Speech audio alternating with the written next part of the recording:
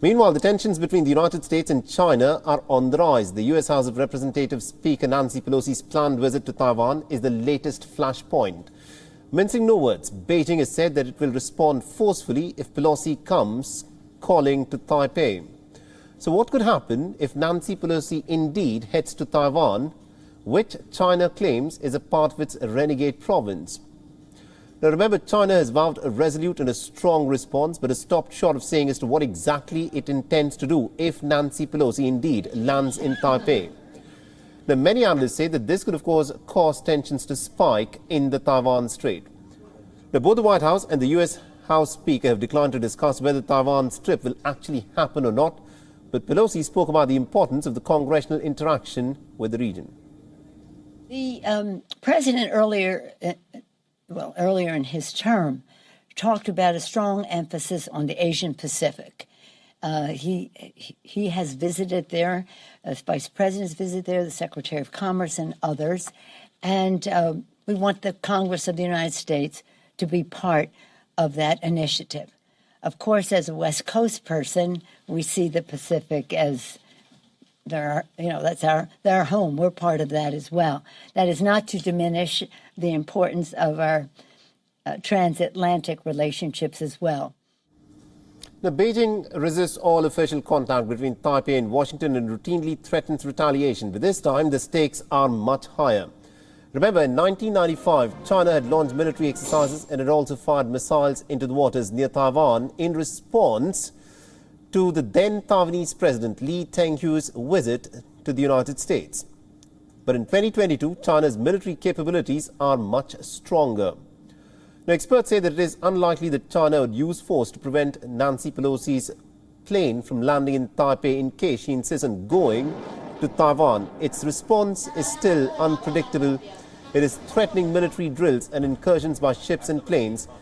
Now, these are so the scenarios that are being looked at by the security experts, which could push the entire region on the edge. Now, on Thursday, the White House characterized the American President Joe Biden's call with Chinese leader Xi Jinping as pretty straightforward. But Xi, remember, had warned Biden against playing with fire over Taiwan. The Biden told Xi Jinping that the US policy on Taiwan had not changed and that Washington strongly opposes any kind of a unilateral effort to change the status quo or to undermine peace and stability across the Taiwan Straits. The Taiwanese leader Tsai Ing-wen has been welcoming of all foreign dignitaries serving and retired from the United States, Europe and Asia, using such visits as a leverage against China's refusal to deal with its government. Now, on Monday, the Taiwanese capital Taipei staged a civil defense drill, and Tsai Ing-wen herself attended the annual military exercises, although there was no direct connection with the tensions over a possible visit by Nancy Pelosi. China has said that it will hold live fire military drills in the Taiwan Strait. The Chinese military exercises will take place amid simmering tensions, while the Taiwanese public has strongly rejected China's demands for unification. The ability of the island's military to defend itself against Chinese forces without US help is highly questionable.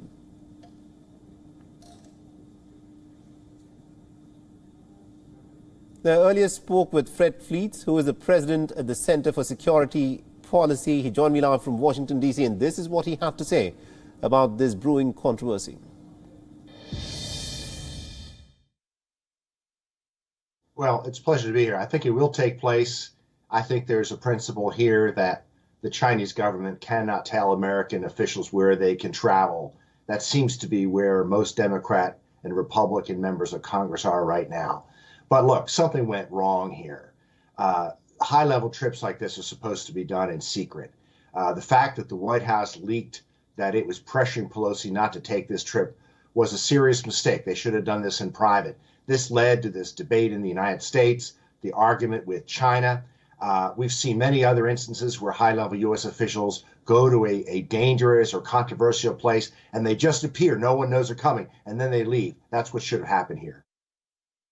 Chinese government is going to use force. There was a statement by a Chinese journalist with a Chinese journal that China would try to shoot down the plane. That's not the way China operates. I think that they're much more deliberate and strategic than doing something that drastic. There could be military exercises near Taiwan. They're certainly going to protest But I think at the end of the day, Pelosi will land in Taipei, spend a couple of days and leave, and we will forget that this happened. WION is now available in your country. Download the app now and get all the news on the move.